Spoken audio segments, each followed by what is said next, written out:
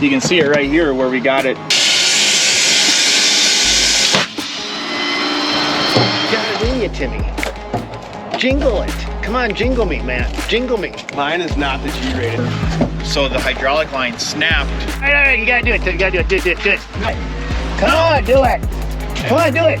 The split rims that are super dangerous, they basically will kill you. I'll get the beat going. I do want those on my truck. He wants everything. Bigger. Hakapalooties. Man, I have heard about these things for so long. They look badass.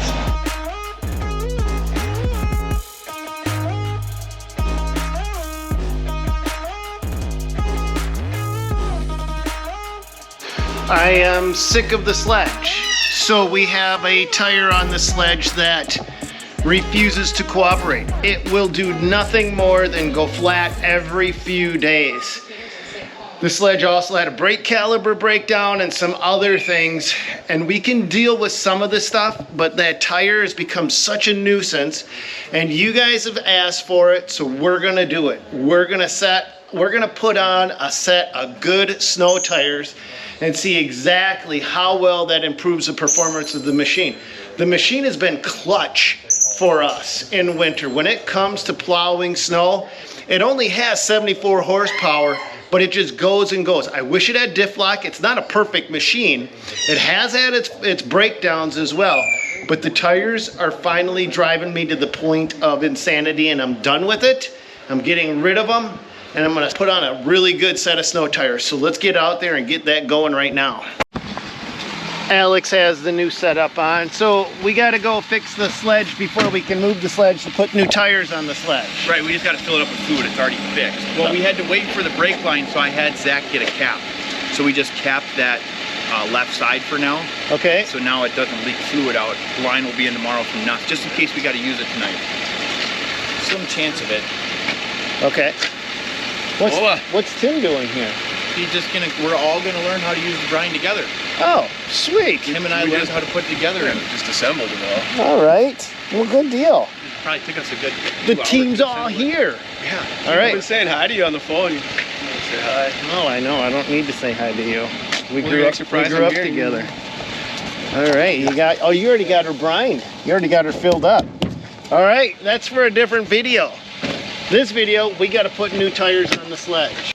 All right, guys, I've got Jerry on the phone. He is one of the guys that actually originally created those famous Hakapalootie tires that guys so much love across the nation. Jerry, can you hear me okay? I can hear you very well. Hello, guys. Okay, so Jerry, are the Hakapalootie tires that I'm sticking on my loader going to be the same things that guys have that they're sticking on their pickup trucks? You are going to see a huge improvements as the guys see, well, they are not the same thing. Okay. These tires are not truck tires. Okay. They were specifically made for the tractors and loaders to give you the best grip on snow, ice, and wet surfaces. Okay, first thing I got to ask you, Jerry, is what's the difference between your Hakapalootie snow tire and a dirt tire? I would say that the biggest difference is the performance. These tires were specifically designed to excel on the snow and ice. So you are going to see way more traction, way more efficient performance on your work, and you will feel way safer driving your vehicle. Okay, but tell me about how is a dirt tire developed in comparison to a snow tire that makes this big difference in performance? What's the mindset behind what you guys were doing when you were trying to make a tire directly for snow and ice? If you want to succeed on the snow and ice, you need to have a tire which really accommodates the conditions of the cold weather and a slippery surface. We do that through three main things. We do that through a specifically designed tread pattern, a special tread rubber compound, and then casing, which delivers the longest, widest, more rectangular footprint possible. What do you mean by the longest, widest rectangular footprint possible? When you try to get the best grip, you need as many edges and as much tread rubber touching the surface. So what you are trying to do is make sure that when the tire flexes under the low and touches the ground, that footprint is as long as it can be. It is not round or oval. It's nice and rectangular. And that the distribution of the pressure is as evenly distributed as possible all the way around in that footprint. Flat across the top, lots of ridges, lots of bumps, softer rubber compound, but that softer rubber compound is actually designed to withstand longer abuse on flat, solid surfaces like asphalt concrete. It's not designed to go off-road and go demolition and it'll tear, but you'll notice that this snow tire doesn't have that rounded design that a mud tire typically has. And a mud tire usually will have 1, 2, 3 big lugs. This has multiple lugs, and each lug has individual siping and grooves, and that gives more edges to bite and grab through the snow. And then here's where it gets interesting: squishiness. The soft rubber, you see how that's squishy? That soft rubber is designed that as the tire is rolling, it stays soft even in cold temperatures, but it'll squish the snow and ice out of the tire, so that you still have these edges able to bite. All right, we made it out. Alex is gonna be popping some fuel or some oil in the Sledge, and Nate is gonna throw, what do we got here, Nate? Some Hakkapelooties. This was a great redneck option, but this has one track across it, and then we did all of these. So we're gonna change that up and make that right. There's a steel belt package under the tread which holds the surface nice and flat. The sidewalls have the right amount of flexibility so it doesn't push too much or too little on the shoulders. This has been all pre-calculated and then tested and corrected until we got the right tire shape and the right casing for this particular application. And while we're talking about tires, Tim, you ran the Mechalak last snow event, and the tires are studded. That thing, and it was icy. As soon as you'd push the snow, by the time you'd back up, the glaze underneath the wet snow, and it was so cold out, it just turned to straight ice. And this thing, man, this thing kicked ass. Just these little nubbins that Zach put in. Great option, all good tire options, all good traction options, but I'm so pumped to get some Hakkapelooties finally. Hakkapelooties? Hakkapelooties, man, I have heard about these things for so long. You use a softer compound in the tires, is that correct? That is correct. Okay, and why is that? There are two reasons for that. One is, with this kind of tire, most of the time you will spend on the hard surfaces. And if you want to have a tire lasting long, delivering you high working hours on the hard surface, it has to be a compound which withstands these conditions. And it has been proved that the softer compounds with a higher volume of natural rubber in them withstand the moving on the hard surfaces better, they last longer. So that's one of the reasons. But the main reason for us is we need a special compound for the snow and wet conditions, which will give us the best friction. And again, hard compound on the earth-moving tires slides. These compounds, the softer compounds with the more natural rubber in it, they just get that friction. They get way more bite to that slippery surface. They look badass. Don't they? Yeah. It's gonna make me want to keep the Sledge for another year or two just because I got cool tires. He wants these on his truck. I do want those on my truck. He wants everything. Bigger, bigger, bigger. Smaller, smaller, smaller. And of course, hey, you guys, we're located in Minnesota and Pomps is our go-to place. We've used Pomps for years. They've always treated us real well. So Dayton rims are the split rims that are super dangerous. They basically will kill you. And they would still do it for us, so they were good folks. Always been good. So if you're in the Twin Cities, go for Pomps. The tire professionals. And no, they're not paying me to say that. They've just been good, right, Tim? Yeah.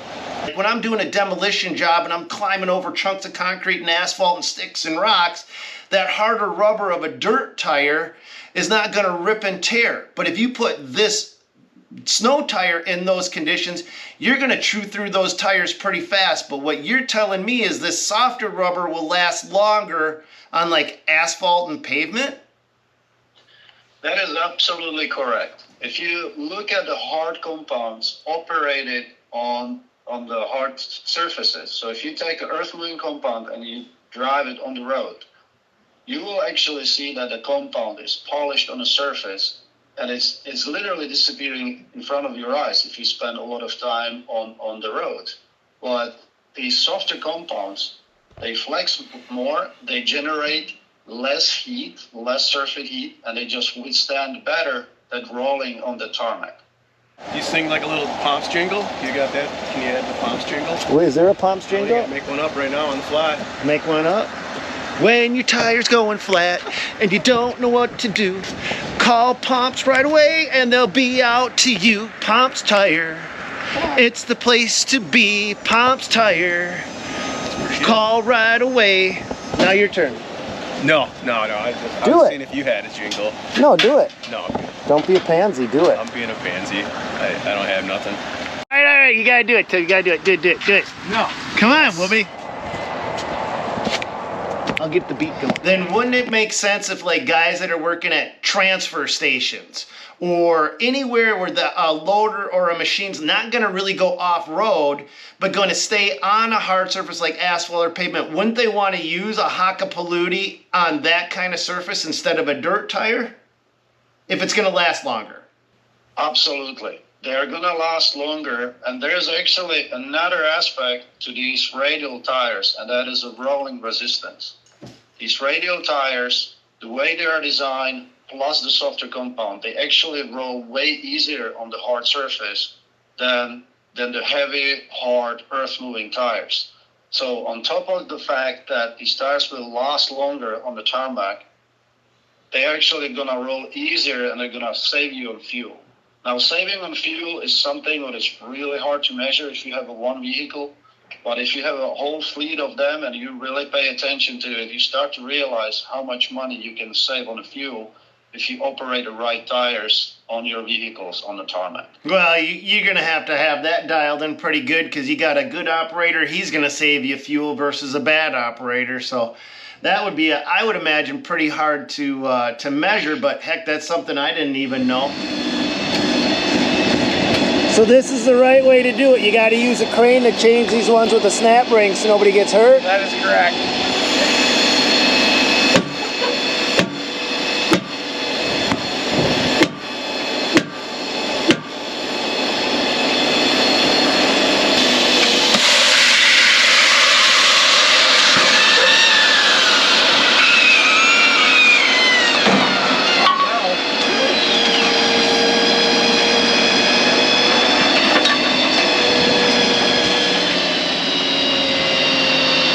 Better than ether, huh? Hey, use that. That No. shit's dangerous too.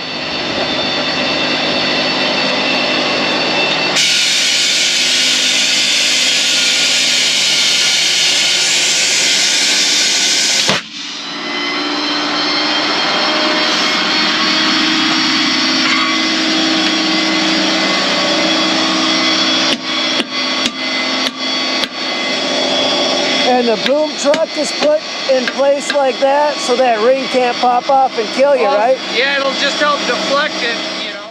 All right, one last thing, Jerry.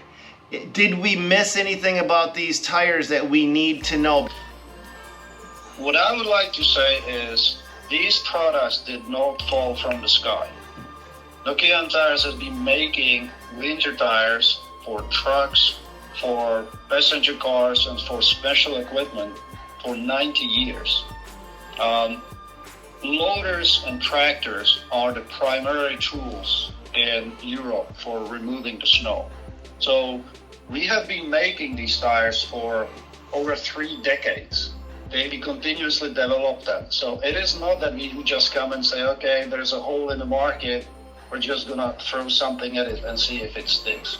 There's a really huge amount of experience and a large fleet of really happy customers. And I think everybody who puts a proper winter tire on their truck, on their wife's car, or on their equipment do themselves a huge favor puts their smile on their face when they need to hit that brake, and that machine actually stops. Yeah, there's no comparison. I ran winter tires, just off-brand winter tires, like true off-brand winter tires on my skid loaders, and it's a night and day comparison. So to have one that's actually developed, I'm actually pumped. All I need now is a little bit of winter, and we're gonna go out and have some fun. But I want to say, hey, thank you to Jerry for coming on and walking us through this thing. So Jerry, thank you for your time today. Oh, you are welcome. I hope you guys get some snow. I hope so too. All right, guys, stay on the line, Jerry. All right, guys, that's Jerry, the creator and designer of the Hakapalooties himself. So I hope you guys have enjoyed this video. I wish I had more snow that I could show you these things in action, but I will tell you right now, guys, Mother Nature in Minnesota always evens out. When we have a low year, it means we're gonna have a high year the next year. And I'm a little scared of what could be coming down the pipeline. But I hope your guys' weather has cooperated with you and blended everything out, because just a normal average year is the ones that we can typically handle. So I hope this video's helped you out. If it has, a thumbs up goes a long way. And as always, let me know what tires you guys run. Are you running Hakapalooties? Are you running something else? What has been your experience? But that's gonna call it for this video. God bless you guys. Go get them. We'll catch you on another one. All right, thanks guys. What's your YouTube channel? Dirt Monkey. Dirt Monkey?